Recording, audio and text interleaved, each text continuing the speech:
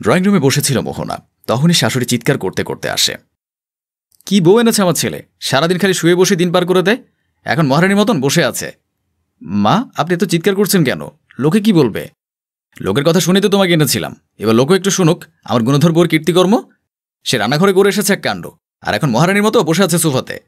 মা, আমি কি এমন করলাম? আপনি আমার সঙ্গে এরকম করছেন কেন? কিছু জানো না তুমি? বলি, রান্না শেষে যে রান্নাঘর সুন্দর করে পরিষ্কার করে গুছিয়ে রাখতে হয়, সেটা জানো না তুমি? মা, আমার রান্না তো কখনই শেষ, একটু পরে তো আপনাকে খেতে দেব। মেয়েকে কি বলছি আমি? তুমি তো কোনো কাজেরই না। বিয়ে 2 মাস হয়ে গেল, অথচ এখনো কোনো কাজই তুমি ভালো করে করতে পারো না। ঘর গোছালে রান্নাঘর অপরিষ্কার থাকবে, রান্নাঘর গোছালে তোমার ঘর অপরিষ্কার থাকে।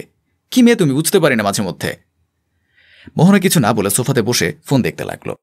রোকেয়া বেগম কিছুক্ষণ বিরক্তির দৃষ্টিতে তাকিয়ে থেকে রান্নাঘরে চলে যায় পরিষ্কার করতে। দুপুরবেলা ডাইনিং টেবিলে খাবারের সময় সবাই বসেছে। রোকেয়া বেগম, রাদিফ, আরশা। মোহনা সবাইকে খাবার পরিবেশন করে দিচ্ছে।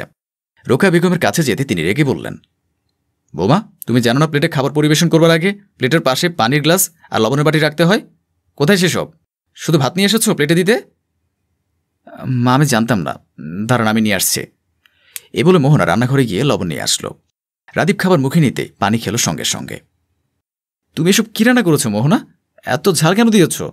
তুমি জানো না আমরা খাবারে কম ঝাল খাই? মোহনা কিছু বলার আগে রোকেয়া বেগম বলে উঠল, এ মেয়ে তো কিছুই পারে না, সবসময় খালি একটা না একটা ভুল করতেই থাকবে, যেন ভুল করা ছাড়াও দিন কাটে না। কি মেয়েরে বাবা, আজব তো। স্বামীর শাশুড়ি মেয়ের কথা শুনে মোহনা কেঁদে উঠল।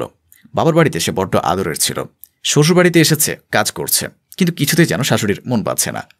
কাজে একটা না একটা ভুল হতেই থাকে। আপনারা আমার সঙ্গে এমন করছেন কেন? রান্নাতে ঝাল বেশি হয়েছে, আমি বুঝতে পারিনি। হ্যাঁ, তুমি তো কিছু বুঝতে পারো না। কি মেয়ের বাবা। মোহনা কিছু না বলে মাথা নিচু করে দাঁড়িয়ে রইল সেখানে। বাপের বাড়িতে থাকতে মা বলেছিল রান্নাটা শিখে নে, নলে শ্বশুরবাড়িতে গিয়ে কথা শুনবে। মোহনা তখন শোনেনি মায়ের কথা, কিন্তু আজকে মনে হচ্ছে সে যদি রান্নাটা শিখত তাহলে আজকে বোধহয় এতগুলো কথা শুনতে হতো না। হ্যাঁ মা, আমি খেয়েছি, তুমি খেয়েছো তো? রোকেয়া বেগম সোফাতে বসে বৌমার উদ্দেশ্যে বলল, আমরা যখন শ্বশুরবাড়িতে ছিলাম তখন বউ হয়ে 6 মাস পর একবার ফোনে কথা বলতে পারতাম মায়ের সঙ্গে, আর এখনকার দিনের বৌমারা ফোন হাতে পেলেই নামাতেই চায় না। কি যে দিন আসছে। মোহনা ফোন রেখে দিল, বুঝলো তার শাশুড়িমা তাকে উদ্দেশ্য করে কথাগুলো বলছে। সংসারে অশান্তি হবে ভেবে ফোন রেখে দিল সে। বৌমা, যাও রান্নাঘর থেকে চা করে নিয়ে আসো তো, মাথাটা ধরেছে। বরদুপুরে কি রেঁধে দিয়ে ঝাল করে তরকারি খেয়েছিলাম, পেট গরম হয়ে গেছে, এখন আবার মাথাও ধরেছে। মোহনা কিছু না বলে চা বানাতে চলে গেল। একটু পর কাপে চা এনে রোকেয়া বেগমকে দিতে যাবে, ঠিক তখনই চায়ের কাপটা হাত থেকে রোকেয়া বেগমের হাতের উপর পড়ে যায়।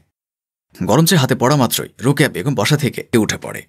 মোহনা গিয়ে তাড়াতাড়ি পানি নিয়ে আসে হাতে দেবার জন্য। পানির মগে রোকেয়া বেগম তখন হাতটা চুবিয়ে রাখে কিছুক্ষণ। চা বানাতে বলেছি তাই বলে আমার সঙ্গে এরকমটা করলি তুই, তাই না?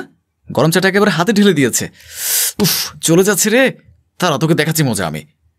মোহনা কিছু বলতে যাবে, তখনই রুম থেকে মায়ের চিৎকার শুনে রাদীপ বেরিয়ে আসলো। রাদীপকে দেখতে পেয়ে রোকেয়া বেগম তৎক্ষণাৎ মাটিতে শুয়ে পড়ে চিৎকার করতে থাকে। একে তো চুরি, তার উপর আবার সিনা চুরি। চলে যাও তুমি, তোমার মতো মেয়ে আমার লাগবে না, যে কিনা আমার মাকে নিজের মা বলে দেখতে পারে না। হ্যাঁ, থাকো তুমি, আমি গেলাম। অবস্থা বেগতিক দেখে রোকেয়া বেগম বললেন, বাবা, বৌমাকে আটকা, ও কিছু করেনি, যা কিছু করেছি আমি করেছি।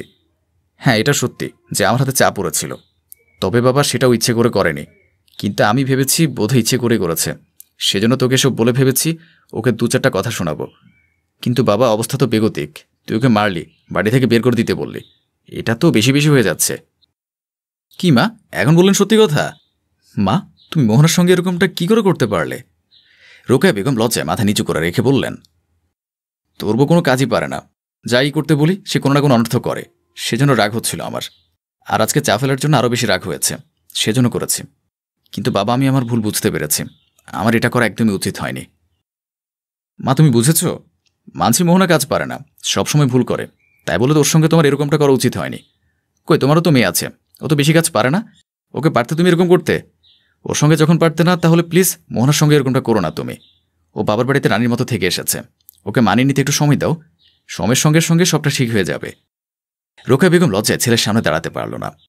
রোকেয়া বেগম হাত জোর করে বলল, মোহনা, মা তুমি আমাকে ক্ষমা করে দিও, আমি আর এরকম করব না তোমার সঙ্গে। তুমি যদি কোনো কাজ করতে না পারো আমি শিখিয়ে দেব। রাদীপ তো সত্যিই বলল, আমার মেয়ের সঙ্গে এরকম হলে আমি তো সহ্য করতে পারতাম না। আমার মেয়েকে যে আমি বড্ড আদরে মানুষ করেছি, কিন্তু আজকে একটু বেশি বেশি করে ফেলেছি আমি, আর কখন এরকম হবে না বৌমা। মা, ক্ষমা চাইতে হবে না। আপনি যা করেছেন আর না করলেই হবে। আমি আপনাকে মার মতনই সম্মান করি।